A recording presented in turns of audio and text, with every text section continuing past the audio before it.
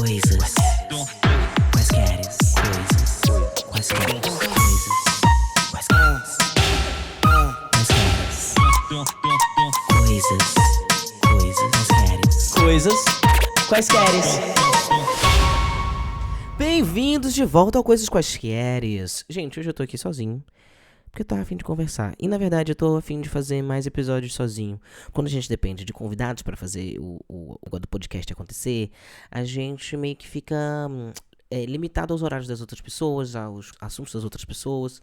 E tem assuntos que eu sinto que eu tenho muita necessidade de ter outra pessoa pra conversar comigo. E esse é um dos motivos de eu, na maioria das vezes, querer fazer episódios com alguém.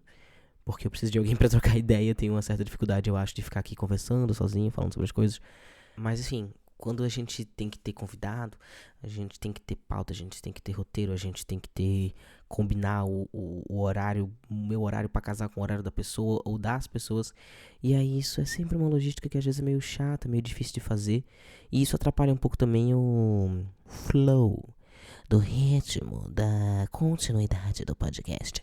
Então, quanto mais eu conseguir trocar ideia aqui com vocês diretamente, falando sozinho, mais fácil é da gente ter uma regularidade melhor com o podcast. E é uma coisa que eu quero muito ter, uma regularidade melhor com o podcast. Mas tá bom, né? Foi uma breve introdução que eu quis dar pra vocês, pra quem acompanha o podcast há mais tempo. Mas você que acabou de chegar, seja muito bem-vindo. Se você estiver chegando agora, você vai estar chegando no episódio que eu vou estar me expondo. Um episódio de autoexposição de intimidades. Bacana, tem um pouco de receio. Espero que você não tem problema com isso. Mas já tô avisando aqui que o conteúdo de hoje é mais 18. Porque o que eu quero falar com vocês hoje é sobre sexo. É sobre, na verdade, eu ter feito as pazes com a minha relação com o sexo. Esse é um assunto que eu tenho conversado bastante com meus amigos. Vez ou outra, esse assunto acaba fluindo numa roda de conversa, em trocas entre amigos. E aí eu fiz... eu acho que eu quero falar sobre isso no podcast também, porque aí eu chego em outras pessoas que não têm intimidade comigo, mas que talvez estejam passando por situações parecidas com o que eu já passei, ou por um momento parecido com o que eu tô passando agora. E eu acho que, enfim, é um papo legal, um papo importante. Sempre gostei de falar sobre sexo, sempre achei que a vida da gente seria melhor se a gente discutisse mais sobre isso e naturalizasse mais as nossas vivências, a nossa relação. Que a gente naturalizasse mais o nosso desejo, a nossa sexualidade como um todo.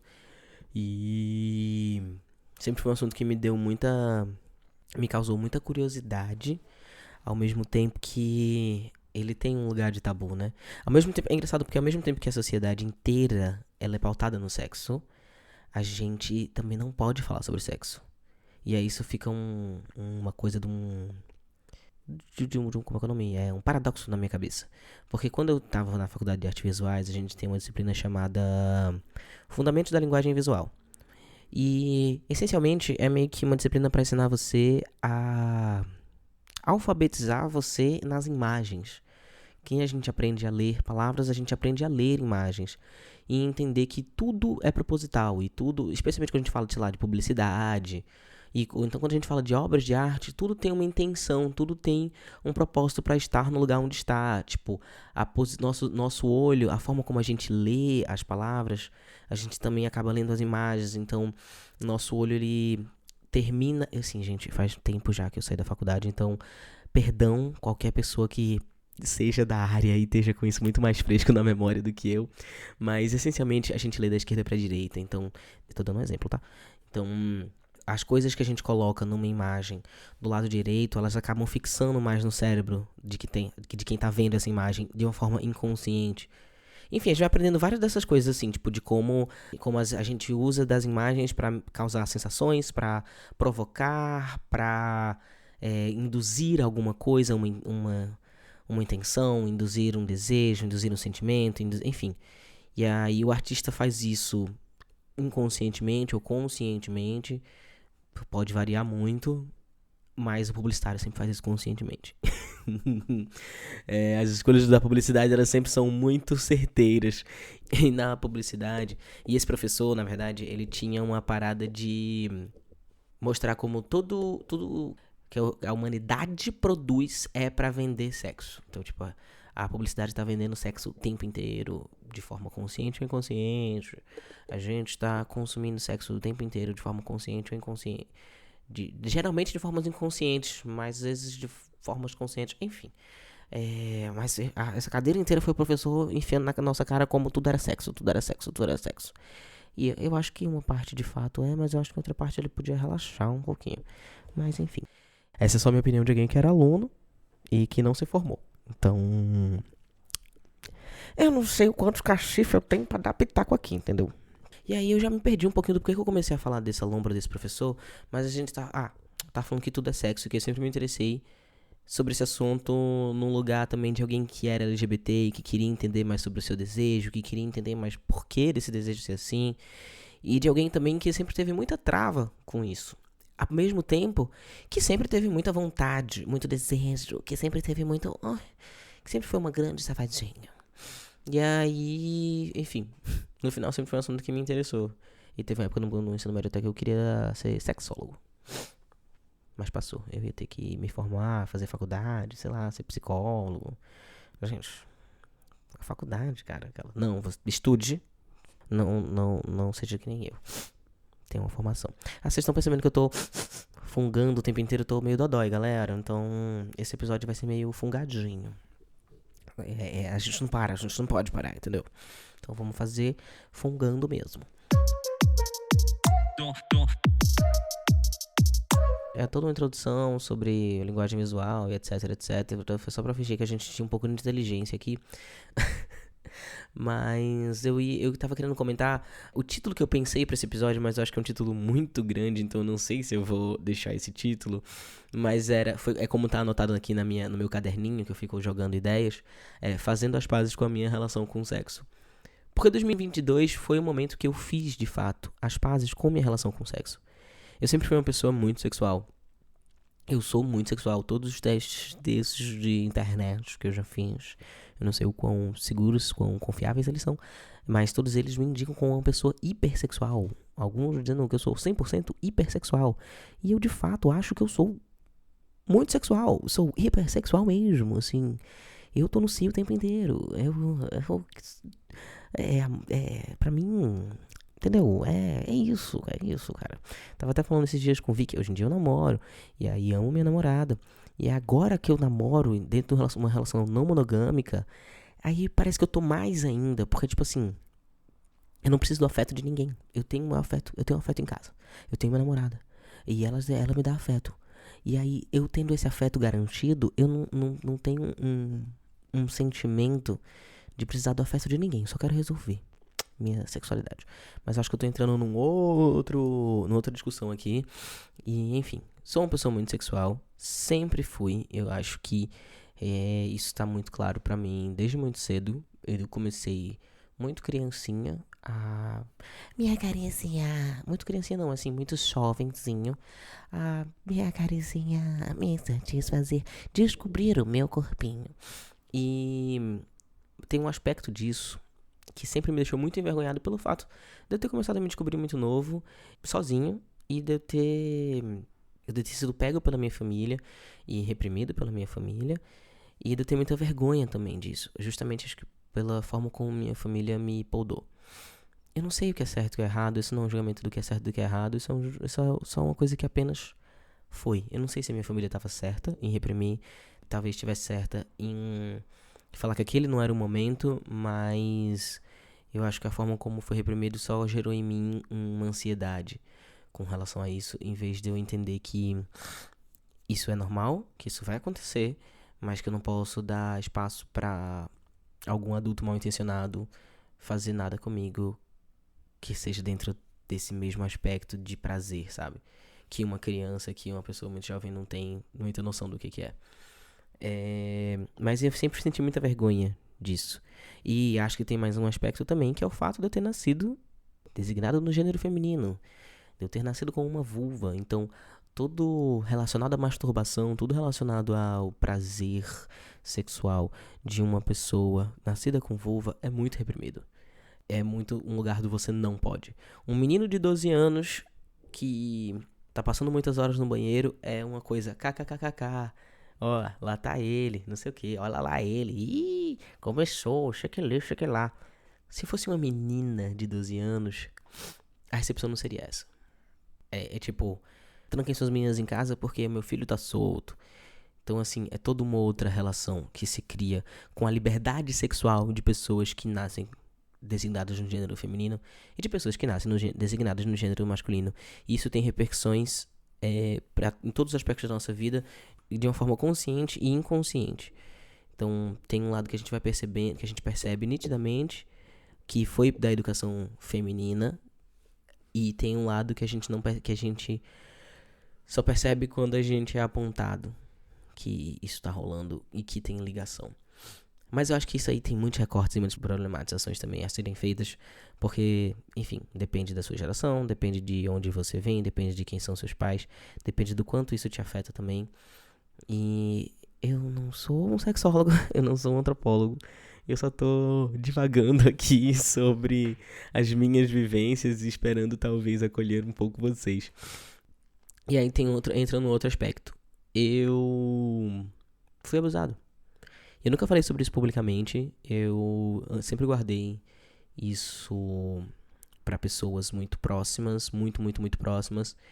E essa é a primeira vez que eu tô falando isso publicamente, tá? Pra vocês aqui, porque eu sei que a audiência do podcast é uma audiência mais fiel, mais seleta também.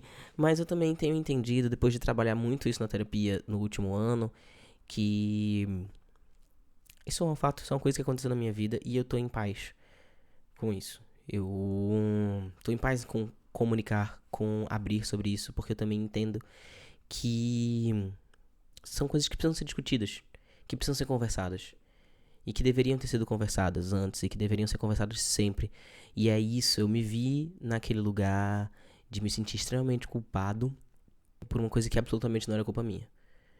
Aconteceu quando eu era criancinha,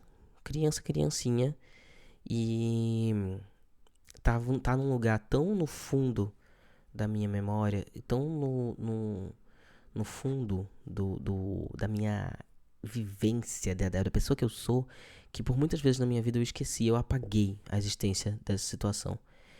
Mas essa situação nunca se apagou da minha existência.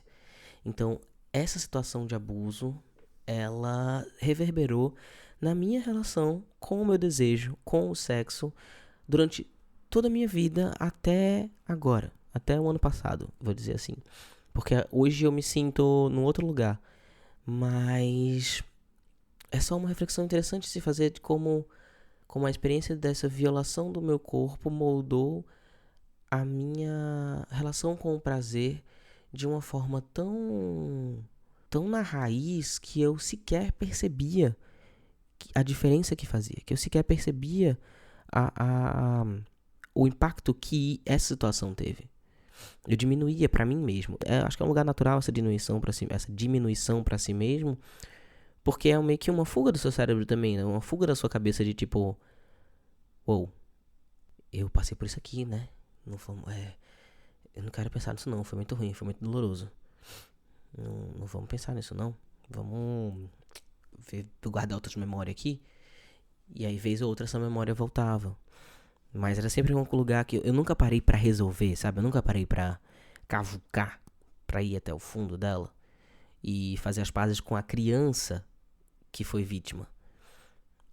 Teve uma vez que eu fui fazer que eu fiz uma sessão de hipnose e a hipnóloga, eu trouxe essa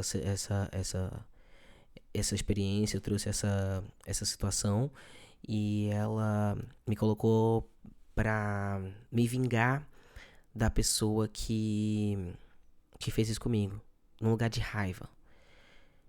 E eu fiz o que ela tava propondo, porque eu tava extremamente entregue à experiência.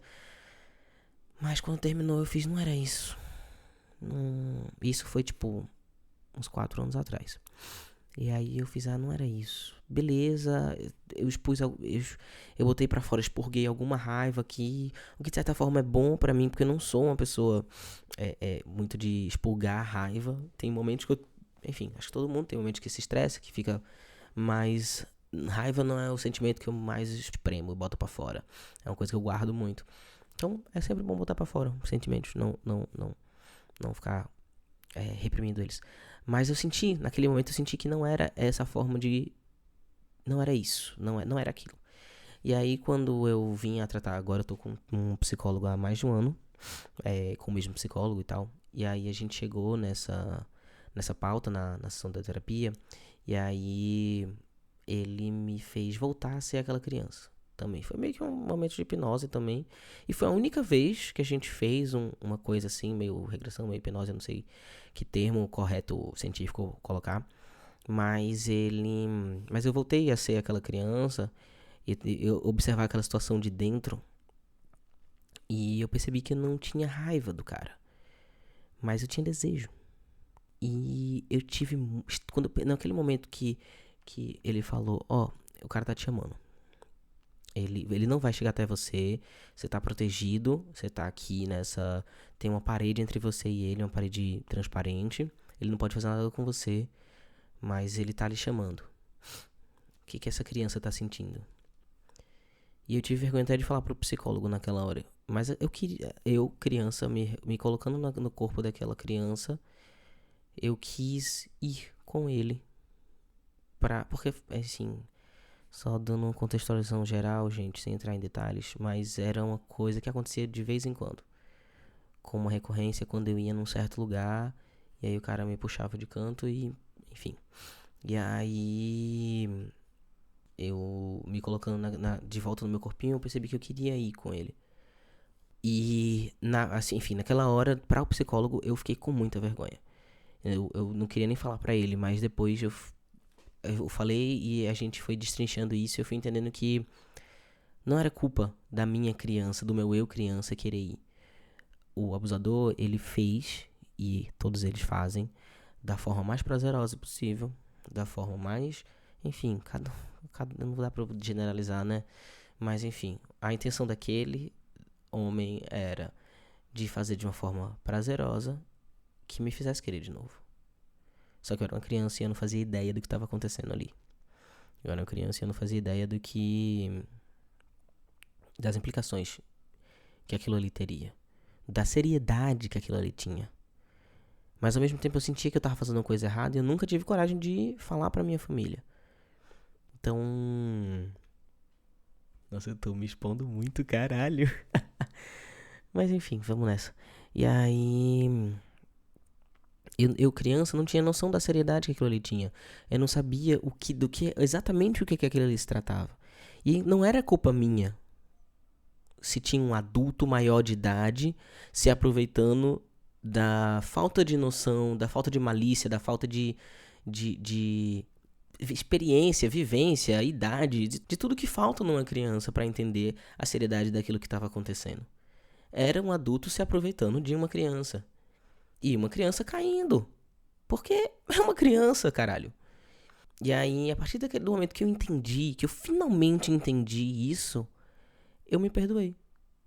E aí é doido porque falando assim parece muito simples, tipo, boy, é meio óbvio, né? Isso, só que não, eu passei a minha vida inteira, esses anos, essas décadas da minha vida, eu passei me sentindo mal, me sentindo culpado, me sentindo culpado toda vez que eu tinha alguma interação sexual, toda vez não, mas na grande maioria, várias relações sexuais que eu tive, eu me senti extremamente mal, culpado, sujo depois. Eu tô falando especialmente de relações casuais, né? Uma vez que eu namorasse com alguém, que eu estivesse namorando com alguém, tivesse relações com essa pessoa, enfim, eu não ia me sentir culpado com a pessoa que eu tava namorando. Mas enfim, qualquer relação que eu tivesse casual, ou enfim, eu me sentia muito mal, muito culpado, muito sujo, muito. E a partir do momento que essa situação de abuso da minha infância foi esclarecida, parece que eu tirei um peso nas minhas costas, assim, do tamanho do mundo, que eu não fazia ideia que estava sobre as minhas costas. E aí uma chavinha virou. E é muito doido pensar o como foi simples resolver uma situação de 20 anos. Tipo, foram poucas sessões da minha terapia que a gente dedicou a isso. A gente dedicou muito mais sessões a muitas mais outras coisas. Mas a gente se falou sobre essa relação outras vezes, sobre, na verdade, minha relação com o sexo outras vezes, Mas a gente só tratou um dia, só dedicou duas sessões a esse momento. E deu uma mudada, assim, muito grande na minha vida. E aí, a primeira vez que eu tô pensando nisso, como é bizarro ter resolvido tão rápido um problema de tantos anos. Mas enfim, cada um vai ter o seu processo também, cada problema vai ter o seu tempo também. E eu acho que tem um lance de eu ter achado exatamente onde tocar, exatamente onde resolver. E eu não sei se tá claro pra vocês, mas pra mim ficou muito claro a diferença que fez, o impacto que teve.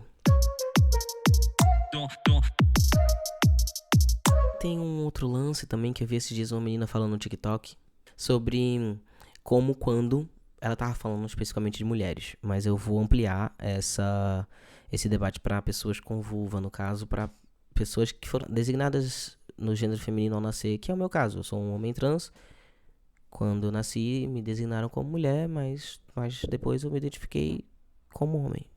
E aí ela tava falando sobre como quando uma mulher compartilha uma situação de abuso, os homens ficam, oh meu Deus, vamos fazer alguma coisa? Oh meu Deus, como assim? Como assim, meu Deus? E pra outras mulheres elas ficam, entendo, amiga, não sei o que. É mesmo, eu também. Mas como, tipo, os homens ficam muito mais impactados com relatos de abuso do que, pelo menos no meio dela, né? Do que as mulheres ficavam. Mas era porque é muito comum, muito comum. Eu não sei, vamos pesquisar quantos por cento abuso no Brasil. Ai, gente, tem muitas matérias. Só lendo como é que é o nome?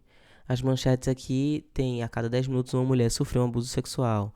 97% das mulheres já foram vítimas de assédio em menos de... Cadê? Violência contra as mulheres em dados. É um site. Agência patriciagalvão.org.br. 46% das mulheres não sentem confiantes para usar os meios de transporte sem sofrer assédio sexual. E 71% conhecem alguma mulher que já sofreu assédio sexual em espaço público. E aí, tem outra matéria aqui da Agência Brasil que fala que mais um de assédio em transporte. Matéria do G1. 9% das mulheres brasileiras sofreram violência sexual alguma vez na vida, diz pesquisa do IBGE e Ministério da Saúde. Pesquisa Nacional de Saúde, publicada na última sexta, dia 7 de maio de 2021, mostra que 7,5 milhões de mulheres já sofreram algum tipo de violência sexual na vida. Dados revelam que 60% das vítimas tiveram consequências psicológicas, como depressão e ansiedade, em decorrência da agressão. Então aqui a gente está falando do recorte de mulheres, né? De uma pesquisa feita em 2021 pelo IBGE. Mas se a gente amplia isso para o debate de pessoas com vulva, claro que numericamente talvez não faça tanta diferença, mas a gente vai estar pensando em mais pessoas, mais corpos, como o meu corpo, por exemplo. Porque nessa pesquisa eu já não sairia como mulher. Se essa pesquisa tivesse sido feita antes da minha transição, talvez eu tivesse respondido como tal. Mas é muito bizarro pensar como... São muitas pessoas, gente. Tipo, 9% das mulheres brasileiras parece pouco. Mas quando a gente transforma esse 9% em números populacionais, são 7,5 milhões de pessoas que já sofreram algum abuso. E isso são pessoas que tiveram coragem de falar em uma entrevista para o Ministério da Saúde e para o IBGE, tá? Então, assim, pode ter certeza que esse número é bem maior. Porque nem é todo mundo que está preparado psicologicamente para abrir sobre isso com alguém que está fazendo uma pesquisa, ou, enfim, essa pesquisa com certeza também não está vendo todo mundo, todas as pessoas do Brasil, todas. Então, com certeza esse número é muito maior, e isso é muito triste e muito preocupante. E, enfim, nem era esse o objetivo da conversa de hoje, falar sobre pesquisas e sobre situações de abuso num geral, mas acabou surgindo naturalmente, acho que porque a minha relação de culpa veio muito por causa de uma situação de abuso. Eu imagino que essa história seja muito mais comum do que eu saiba, porque é o tipo de assunto que eu não saio falando. E assim, eu comecei a discutir, debater e abrir sobre isso com os meus amigos ano passado, 2022. Então é muito recente pra mim também. Eu não tenho uma noção do que acontece ao meu redor entre as pessoas que eu conheço. Mas eu imagino que seja muito comum. Mas enfim, eu falei tudo isso pra chegar no ponto de que, a partir do momento que eu entendi de onde vinha as minhas travas, de onde vinha a minha questão com culpa, porque era o cerne da minha questão, a culpa. Eu sempre me senti muito culpado quando se tratava de sexo. E aí, a partir do momento que eu entendi a minha culpa, de onde vinha ela, e consegui me livrar dela, eu senti que eu tomei o poder do meu próprio prazer. Esse é um dos aspectos que me faz tomar o poder do meu próprio prazer. Um outro deles é, hoje em dia eu também me sinto muito mais seguro com o meu corpo e com o meu gênero. E como o meu gênero se expressa no meu corpo e como o meu corpo também se expressa dentro do meu gênero, porque sou uma pessoa de vulva, porém sou um homem. E são coisas que se chocam numa sociedade transfóbica, são coisas que são difíceis de absorver para uma grande parcela da população, mas a partir do momento que eu detesto essa palavra, mas a partir do momento que eu me empodero disso e que eu tô bem com o meu corpo e eu não tô nem falando de autoestima, tá? Tipo, a minha autoestima tá uma merda. Eu tenho várias questões de imagem hoje em dia que eu vou trazer num outro episódio sobre como eu tô percebendo o tempo degradando o meu corpo, não no lugar tipo, eu tô velho. Eu não tô velho, eu tô beirando os 27. Eu tô perto dos 30. Isso não é estar velho, mas eu tô sentindo a diferença que é estar perto dos 30 da diferença que era estar nos 20. Mas enfim, isso é um assunto pra um outro episódio. Mas a minha relação, tipo, ser um cara que tem buceta, falando bem no seco, é muito segura. Eu tô muito suave com isso. Eu tô muito seguro com isso. Ninguém pode me ferir com relação a isso. Ninguém pode me ferir com relação a isso. Não tem cara gay falocêntrico no mundo que possa me fazer me sentir mal com o fato de eu ter uma buceta e ser um cara que tem buceta, ou mulher cis nenhuma, mas eu falo muito de gay falocêntrica porque, enfim, eu tenho me relacionado com muitos boys ultimamente, nos últimos anos. E, enfim, tipo, se o boy acha ruim, foda-se, eu também acho ele ruim. Eu não tenho tempo ruim, sabe? Pra querer me relacionar com gente que não quer se relacionar com o meu corpo. E eu também não sou professor de ninguém também, pra ficar, vem cá, meu anjo, eu vou lhe ensinar o que é um menino trans. Não, também não tenho paciência pra isso. E aí, eu fiz as pazes com o meu passado e tô dissolvendo essa minha relação de culpa. Não vou dizer que tá resolvido, mas eu acho que tá bem resolvido, mas eu não vou dizer ainda não. Tô me relacionando, me resolvendo essa questão do meu passado, me perdoando com relação ao meu passado, fazendo seguro com o meu corpo e não precisando de afeto. E eu falo nisso num lugar, beleza, eu comentei, tipo, hoje é um dia eu namoro, então eu também não preciso do afeto de mais ninguém além da minha namorada. Mas não é necessariamente assim, eu também acho que, tipo, mesmo o sexo casual, ele pode ser um sexo afetuoso, mas eu não dependo disso, sabe?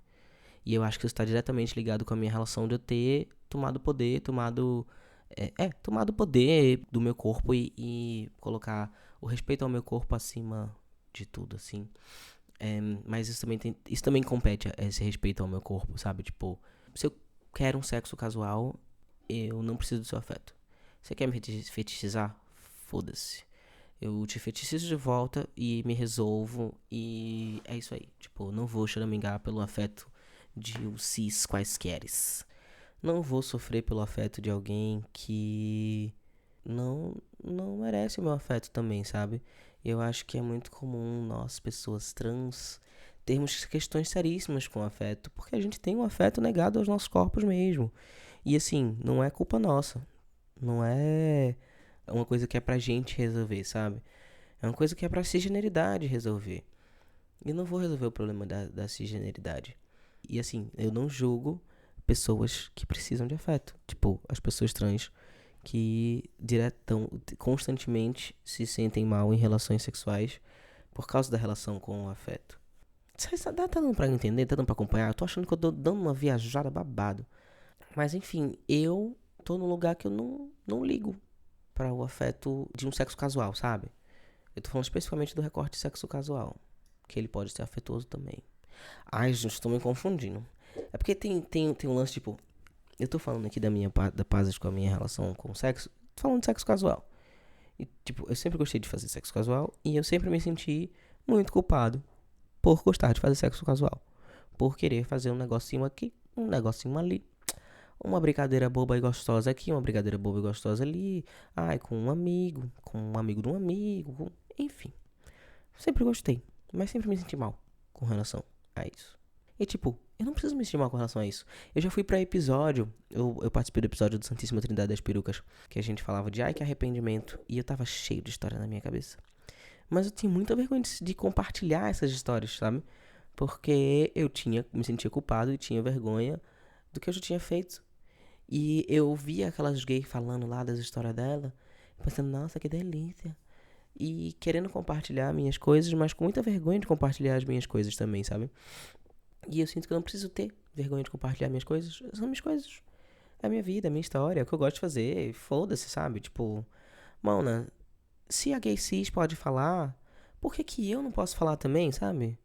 Se a gay cis pode ficar conversando sobre ter feito isso, feito aquilo, barbarizado ali, barbarizado aqui, por que que eu tenho que se carregar essa porra dessa culpa cristã que eu nem sou cristão? Mas eu fui educado em escola cristã e eu acho que isso também me causou vários. Minha gente, se deixar, ele vai achar lugar pra teorizar em cada vírgula desse podcast. Porque é muita coisa, Abi. Que a gente fica problematizando, que a gente fica achando explicação. Mas é porque é de verdade. É porque tem mesmo lugar pra fatucar. Tem mesmo. Se a gente for pra tentar, a gente consegue problematizar tudo, bicho. Eu fiz escola de arte, eu fiz faculdade de artes visuais. Se tu me deixar na minha mão, eu vou achar problema em tudo. Eu já tô achando problema. Eu falo um negócio, aí eu acho um problema em cima do negócio do problema que eu falei do problema.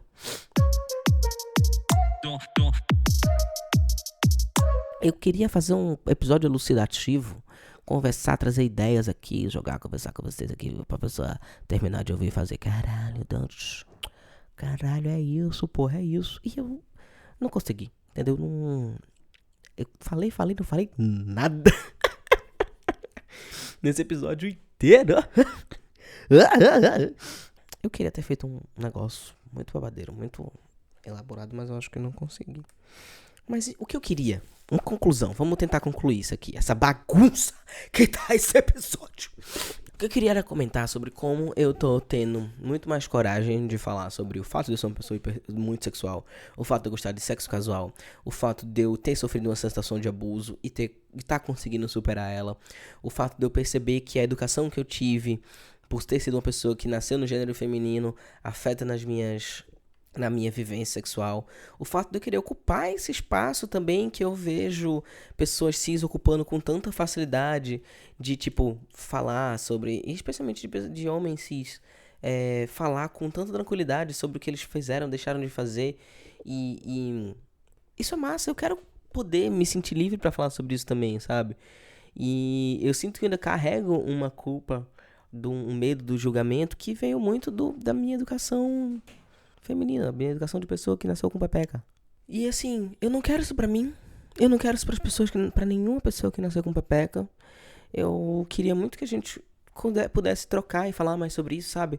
Porque eu acho que falando sobre isso, a gente fica mais atento a não permitir que algumas situações de abuso aconteçam, ou se elas acontecerem, ou que elas nos consumam por tanto tempo, que a gente compartilhando os nossos desejos, os nossos hábitos, as nossas vontades, a gente vai naturalizando isso também e trocando mais com outras pessoas, trocando mais sobre as nossas experiências, trocando mais sobre o que é bacana e o que não é bacana.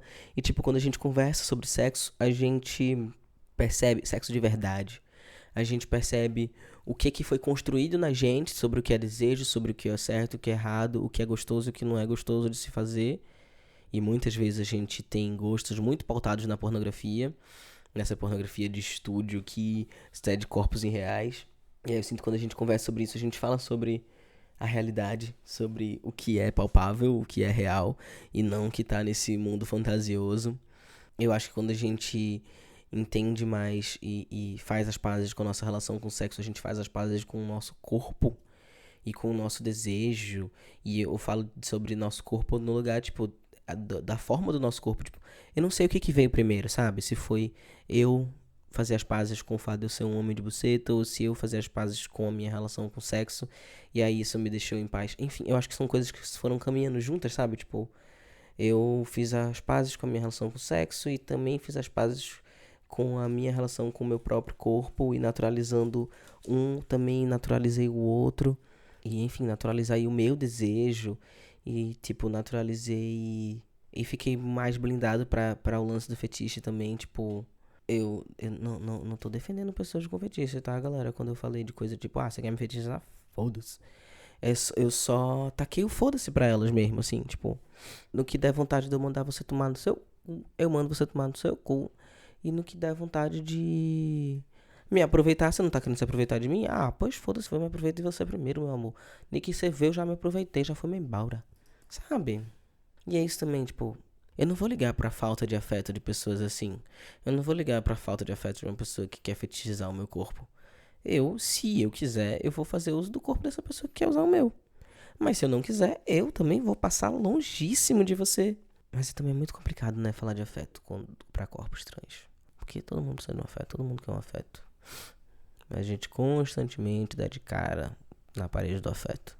Mas acho que também tem um processo de, tipo, tentar... Bi, não sei. Não sei, porque essa é uma seara muito delicada. Muito delicada, muito particular. Eu tô nesse momento aqui agora, que eu tô compartilhando com vocês. Tipo, não quero afeto de gente que não merece meu afeto. E eu poderia nem namorar pra isso. Se eu namorando, melhor ainda. Tipo assim, tenho minha relação, tenho meu afeto, tenho meu amor aqui. Tô muito bem. Mas assim, mesmo se eu não estivesse namorando, eu também, também não ligaria pro afeto de quem não liga para o meu afeto, sabe? Eu tendo a não dar em cima das pessoas que eu sinto que são impossíveis. Tipo, eu não me atraio de jeito nenhum por pessoas, por homem hétero, por exemplo. Nem mulher hétero, na verdade, assim. Geralmente mulher hétero também não quer muito papo comigo, não. E aí eu tendo a não me atrair por essas pessoas que não tô sendo limitante, tá, gente? Eu tô dando um exemplo. Então, às vezes não é necessariamente assim. Mas às vezes é. Mas enfim, eu tendo a querer trocar com pessoas que eu sinto que têm uma atração por mim também. E que eu já sinto uma atração por ela. Enfim, quando eu sinto atração por uma pessoa que eu não sei se ela sente atração por mim de volta, eu tendo a não humilhar pela pessoa. E aí eu me perdi. Esqueci o que eu ia falar, o que eu tava falando. Do nada. E é isso, galera. Eu gosto de trocar afeto com quem tem afeto pra me dar também, sabe? Não tô com tempo de me roer por pouco. E eu tô falando isso pra vocês também, querendo ser motivacional. Não sei se eu consegui, porque eu já esqueci 15 vezes só nesse episódio o que eu tava falando, porque eu saí entrando em outro assunto, que foi entrando em outro assunto. Um completo surto essa porra desse episódio. É isso, galera. Muito obrigado por terem ouvido até aqui. Se você ouviu até aqui, você vai deixar uma avaliação positiva, por favor. Se não for pra deixar uma avaliação positiva, não avalia. Tá bom? Pelo amor de Deus, não bota nada. Mas ou é 5 estrelas, ou não é nada. Vamos combinar assim? Então tá bom. Obrigado, fico muito agradecido. Pelo amor de Deus, eu tô mendigando isso. Se você gostou também, compartilha com seus amigos, compartilha com pessoas que você acha que podem se interessar ou tá precisando pensar, refletir um pouco sobre esse assunto, trazer essa pauta, concordar ou discordar comigo. E me siga nas redes sociais, eu sou Dante.Olivier no TikTok e Olivier Dante no Instagram e Twitter. Este foi o Coisas Pesqueiras. Muito obrigado por ouvir-nos. Um cheiro e até a próxima.